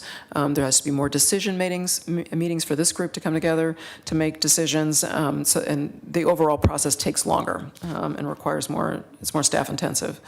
And same with committees. If you want to have a committee, an additional advisory committee, you've got to figure out what their charge is. You have to recruit those members, you have to train them, you have to bring them up to speed on what we do, and then they have to be in a position to advise you for the next funding round, which would be sort of the point of doing it. So I don't know, staff's feeling that we can't do probably all three of those things at the same time. It's possible they could be staggered over the next, over this period of this current levy, which begins July 1. The other piece to consider is we have the City of Portland HR and budgeting processes we have to comply with in terms of hiring staff and in terms of putting money in a budget to hire staff, so those things have to be included in our thinking about timing. So based on the collective input, I have a collective impact on the brain, collective input from you all and from staff discussions, we kind of came to the conclusion that we would recommend that you all think about a small grants fund, and I'll get into the rationale. Since some people on the committee were somewhat interested in that, and not choose to proceed with either a two-step process, an additional advisory committee, or an appeal process at this juncture. So that's the recommendation that we wanted to put forward today, and I'll give you some rationale for kind of how did we get there to that. The small grants fund, if you recall, PSU made that recommendation really from an equity perspective. How do we improve equity of access to levy funding for smaller organizations that have not been successful or would not be successful in competing for larger levy grants? So we think that's an important rationale. The other rationale is funding organizations that grow out of community to serve their communities, so funding closer to the ground. Potentially reaching children and families that may not use services that we're currently funding. We might use services that are offered by smaller, more grassroots organizations. And then the other purpose would be to build capacity in those organizations so they might be successful in applying for a larger PCL grant down the line. So those are kind of the collective rationale that PSU put forward and that staff feels are important and that resonated for some of you as well, the reasons for doing it. A number of you also raised concerns about, is that the levy's role to do smaller, or to fund smaller organizations? We would still need to fund proven programs. We would need to be sure that programs had some capacity for collecting data, sort of other types of concerns that come with funding smaller organizations. I think if you all are interested in proceeding with that, we would ask that staff go back and try to create some parameters for what a small grants fund might look like and a timeline to implement that and the amount of staffing it would take to do it, to give you some sense of what that would look like before you could begin to consider it, and to let people from the community come forward and tell you more about whatever that straw man would be that we put forward. So I think that's would be our recommendation, is that we would ask, if you're interested, that we take it to that next level, and that at your April meeting you consider what that might look like. So that's our rationale for that. Our rationale for asking you not to do a two-step and not to do an additional committee and not to do appeals is sort of multifold. I think if a two-step is meant to address access, to make it easier for people to apply, I think the consensus was that the small grants fund would probably do a better job of that, of giving access to smaller organizations, and make it a more realistic chance they could get funded, because they're not necessarily competing against some very large organizations with a lot of capacity. The other point, I think, is that when staff looked at all the stats on our pilot of the two-step process in 2017, it did not really succeed in limiting the number of people who came forward to submit, that the committee invited to submit a full application. So a ton of people submitted the lower barrier application, and then a lot of people got asked back, more than half, to submit the full application. So it didn't really achieve its goal of limiting that pool and then having a different level of engagement with that final pool. So that was kind of our rationale for why we wouldn't recommend going forward with that. The additional subcommittee or advisory group at this juncture, I think, has some of the issues that I raised before. I think we can work to increase community voice and representation in your work, and thinking through how we modify the testimony process and how we modify the review process. So there's a whole sets of recommendations about that, and I think that would be worth directing our energy there. I also think creating, recruiting, supporting, and getting either a subcommittee or a separate advisory group up to speed and time to advise you all in the next funding round would be a tall order and difficult to accomplish. So that's our main reason for not recommending that. On the appeals process, staff is not recommending we don't go forward with that, but mostly because the rationale that PSU put forward around creating an appeal process was to mirror the Oakland and San Francisco processes. They also have children's levies, and they do allow appeals in their processes. However, they do a straight RFP process, a regular government RFP process that's scored and then chosen based on the score only. There is no committee or interface for the applicants and a committee to discuss applications or advocate or prepare testimony or anything of that sort. They just strictly do it like a regular government RFP. So because we have a different process where you all make decisions, and you make decisions not based only on scores, you significantly, but not only, and you also take testimony and hear advocates, we don't see that there is a value added to an appeals process, given that we have a lot of process before we get to the point of decision, unlike these other levies. So that's kind of a big mouthful and a large presentation and a lot of information. So I apologize for that. It's hard to talk about them only one at a time because they are sort of interdependent in a certain sense. So that's why we're throwing a lot of information at you at once. And also to make sure that we as staff spend our energy where you're most interested in making change. So I'll quit talking, and I'm happy to answer any questions. And then I don't know if you maybe want to hear testimony for what people think about these particular 4 recommendations. I have a couple of thoughts. Number one, the two-step process, the additional sub-advisory committees, those are both appeals to get broader perspectives and broader voices to this table. And I'm thinking there's ways to do it without creating an entire bureaucracy or creating a parallel process. And I'm just thinking, for example, about the city budget process. We have the equity officer sitting there throughout our budget process, and the equity officer, the director of the Bureau of Equity and Human Rights, comments on every single budget proposal from an equity lens perspective. And so that does not add another person to the city council, but it brings another important perspective and voice to the table. And increasingly, we're interested in younger people's voices. You're hearing a lot of discussion in the community, for example, about climate change, about safety in schools and the like. And so there's a concerted effort, not only here in Portland, but around the country, to bring youth voices to the table. Again, not necessarily creating another council position. That would require a charter review process and a vote of the public. But there are ways to bring those perspectives to the table without actually having to create, again, a separate process. I'm very mindful of both the time constraints that people have, as well as limitations in terms of staff. If we are really serious about keeping our overhead to a minimum, and I know historically the fund has been serious about that, the more staff we add, the closer we get to breaching our self-imposed standards around limiting overhead. So I don't want to discount the work or the objectives that PSU is trying to get us to. I just think there might be some ways we could get to to have those same voices at the table.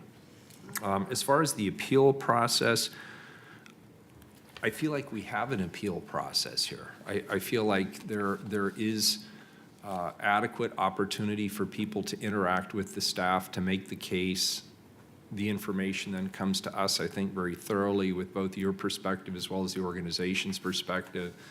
The organization is allowed to testify and ask questions if we have follow-up questions. I'm not sure what more we could do short of handing it over to another committee. And then my fear is it would go from the committee, and if there's still a disagreement, it comes back to us again. So it'd sort of be like a land use hearing, which I don't want. I never want to replicate that process. I like the small grants fund. I was sort of cold on it initially, just because I'm a huge fan of scale. And this was a big idea in its original conception, and the goal wasn't to make marginal impact. The goal was actually to make fundamental and systematic impacts in the community. And so I was worried if we start seeing this as a seed fund for nascent nonprofit organizations, that could be dilutive to the overall objectives of the levy itself. But given the increasing importance of culturally specific services and getting into communities at the micro level and addressing problems in very specific ways, I'm at least open to that conversation. I'd want to know what you were talking about, though, when you say small grants funds.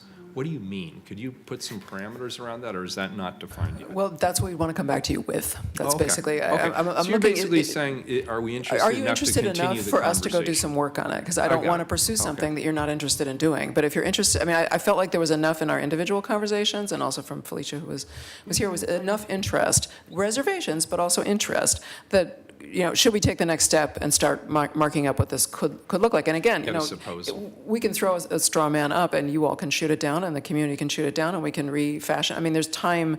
The idea is to work through it and try to get to where you know, what kind of a design you all are kind of comfortable moving forward with, if you want to do it. So that's where I was wanting to test. I didn't want to go down that road unless folks really wanted to.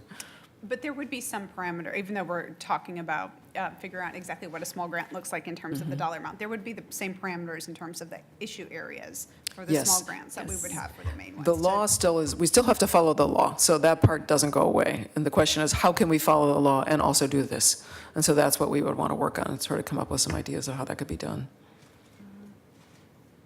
Yes, you look like you want to say something.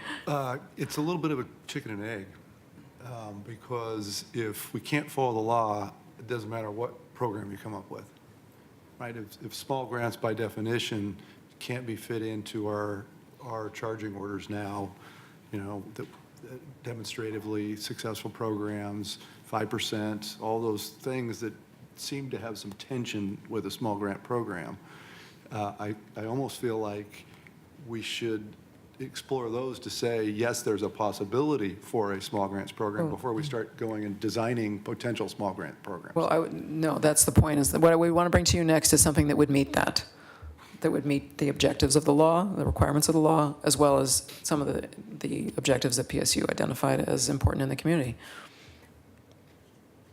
I just wanted to sort of reframe the question. The question to you all is, do you want us to spend the next month putting some of that information together, or do you want to decide right now you're not even interested in that? And that's kind of the decision point I think Lisa and I and Lisa need to understand in terms of next steps for that piece, as well as many other pieces that are, timelines related to that work will affect other pieces of the work in the coming And we year or want to two. make sure there's enough time for you all to consider and hear and consider, you know, to give it some iterative possibility. I think, I mean, I'm not settled on either, you know, the idea of doing small grants or not. I'm lukewarm. But if we think that this is something, and I take seriously what we heard back from the PSU, and their what they heard in the community, this would be the time certainly to do it. I think, before we get into the next round of funding. Or at least to So- set aside some To set to aside do some- that. right, So you could do that. yes. So I would be supportive of the staff as they can to take time to bring some ideas back. I am interested in looking at this idea because I do think it is one of the ways of getting at some of the recommendations and the goals from the PSU study. I was initially very interested in the two-step process and seeing the potential for that, and then found out that this is something that we tried 2 years ago, and it didn't have the results. So it's already been something that's been explored. I think from our conversations, though, it sounded like the two-step, the weakness in that two-step process was that the allocation committee had a hard time being disciplined in actually doing that narrowing that might be necessary from the first step to the second step. No offense to any of the members. You and me. Just because it is a hard They're thing. all great proposals, When they're all great proposals, and you also know that there is a further application step that's going to go into more details that may then provide some path for an organization. So I feel like maybe because of the nature of the committee, it makes that a harder one to actually be, if we did solely a metric, a rubric, that did that first narrowing, maybe that would be more successful, but then that wouldn't follow, I think, some of the other principles that we've had with PCL. And then the other piece about the appeals process, the whole thing about who would they appeal to? They would be appealing to the same people who made the decision doesn't make any sense to me. And the fact that this is all a public meeting process as well. I feel like we are making budgeting decisions with this in big ways. We're deciding how the budget of the levy is being spent, and you don't really, when I think of our own budget, is that we do either at the state or at the county, we don't have the appeals process. It's just part of the process is that once a decision's made, that's how it is for that time period. So that's where I'm feeling. So to me, in looking at the different recommendations, the small grants fund had the most potential of being feasible and something that we could potentially work with. Although I will be interested to see if, coming back to us, making sure that it does fit with the requirements of the grant and reaching some of those goals and what that actually looks like. Do you want to hear testimony at all? I'm not sure if people have any testimony to Well, offer. we promised it, so if anybody would like public testimony, now's your chance.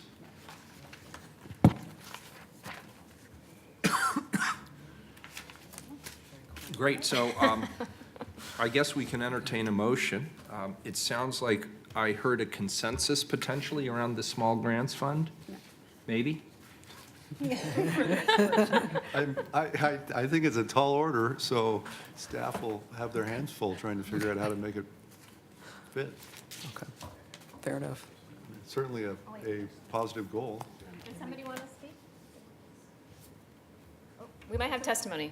Are you Sure. open to that? Yeah, of course.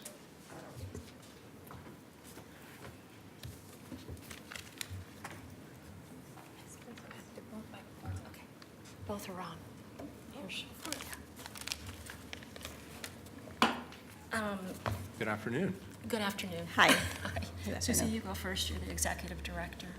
Oh, well, I was talking with her last meeting we have about the small grant. We are a community, we are insulated, where we have workers in the line of Columbia.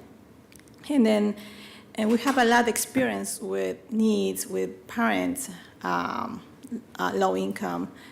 And we don't turn away any child because they can't afford it. So we try to help them. We try to focus on the equity to offer, even they don't have the money to pay. With little grants, we have help. We try to offer the children the same opportunity that STEAM programs we offer them for preschool and after-school program. This is a little community center we operated by Northwest. And and then for us it'd be very important to apply for little grants because we are really insulated and we have experience from youth and they dropped the school, they committed a suicide, and we observe all those kinds of things going on from 10 years and being in that place. So we try to almost 11 years ago, we tried to start with this community, and then we grow little by little, but we always really need help. Thank you. We're from the Lytton Community Center, and my name is Pat Wagner, and Susie Kristen. Yes. Yes. And we'd like to support the small grants program and also to put in, maybe this isn't the appropriate time, but the Lytton Community Center serves the outer northwest region of Portland, and it all the way to the Columbia County line. This is a really, truly underserved area.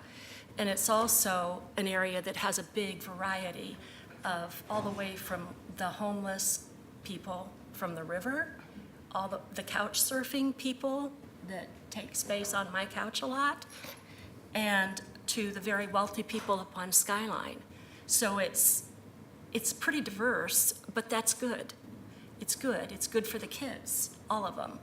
And we serve, and also the working poor. So a lot of the people that like work at 7-Eleven, work at the Decoy, the different service jobs, come to us for preschool and childcare. We used to be a Head Start, but our Head Start was taken away when Ramona House opened in the Pearl. So our kids from all the way to the Columbia County line go to a Head Start in the Pearl, which feasibly does not work for the parents, so they come to us. We have a sliding scale. A lot of our parents, maybe not the majority, but what, a quarter maybe? Quarter. Yeah, come pay nothing, or, a few dollars a week because of that. So anyway, it's difficult, almost impossible to coordinate a work schedule at the 7-Eleven or the Decoy to fit with a Head Start schedule, where we do full-day childcare, preschool in the morning, preschool focus in the afternoon after nap. Every child counts, even kids that live in isolated areas. So we hope that you'll consider the small grants and the other thing. My mind just went blank. But the small grants and thank you. Thank you both. Thank you. Appreciate it. Clinton Community Center, I don't know if I said that or not. You did. Yes, you you did. did. Yes. Yes, thank you. All right, I'll entertain a motion if anybody has one. I move that we direct staff to investigate the small grants proposal. Second? We have a motion and a second. Any further discussion on that? All in favor of the motion, vote aye. Aye. Opposed? Hearing none. The Small Grants Fund investigation will continue. We appreciate that. Do you want to rule out the other items, or do you want to leave that in abeyance for now? It's up to you. I'll make a motion. I will make a motion for at least now to not move forward on the two-step process, the additional sub-advisory committees, or the appeal process. Second?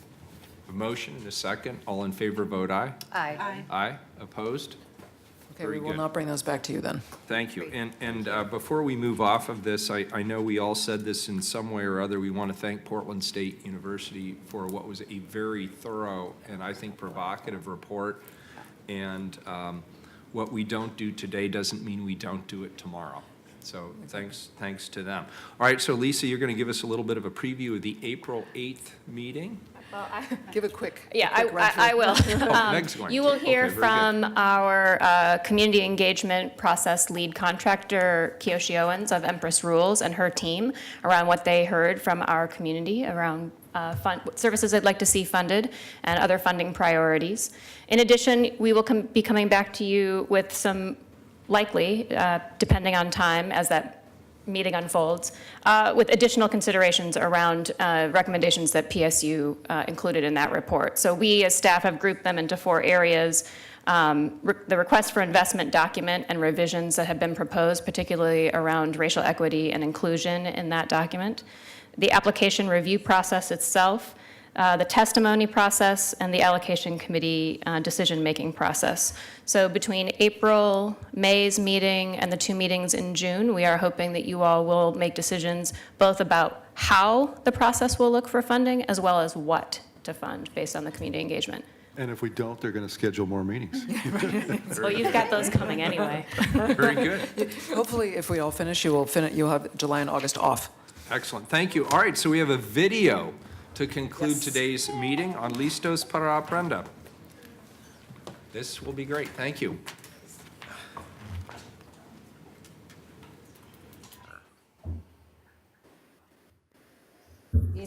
Tengo 4 hijos, tengo 3 niñas y un bebé niño. Mi nombre es Cristina López y mi papel en el trabajo es, yo soy padre educadora. Listos para Aprender es un programa específico cultural y hacemos visitas al hogar desde prenatal hasta los 5 años de edad. El que Levy patrocine nuestro programa es súper importante porque es lo que nos mantiene con vida. Tuve la oportunidad de conocer y comenzar a trabajar con la familia en el 2005. Y después reconectamos en el 2018 cuando Hilda me da la sorpresa muy agradable de que tenía otro bebé. Antes, por el idioma, no quería ir a las escuelas a platicar con un maestro, a preguntar cómo le fue a mi hija. Y he aprendido a involucrarme más, he aprendido que puedo hacerlo pidiendo intérpretes.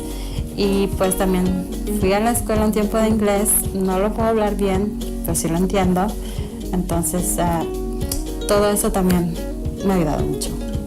Yo era muy tímida, no me gustaba hablar de mis cosas, quería ser perfecta, pero luego aprendí que tengo que hablar de mis necesidades y poco a poco fue mejorando todo eso con las visitas de Cristina. Entonces, como en las rutinas donde ella me ha ayudado a poner horarios en la agenda, y ahora en el 2018, pues siento que estoy más realizada en cuestiones de tiempo y de ser un padre de 4 niños. Más que una trabajadora, es como una amiga. Entonces eso, Cristina ha sido muy buena en todos los aspectos.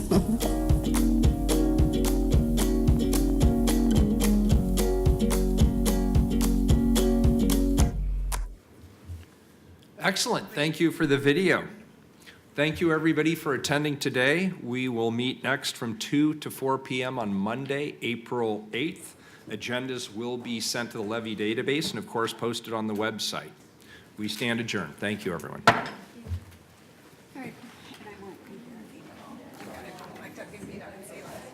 I don't even know what I'm doing tomorrow.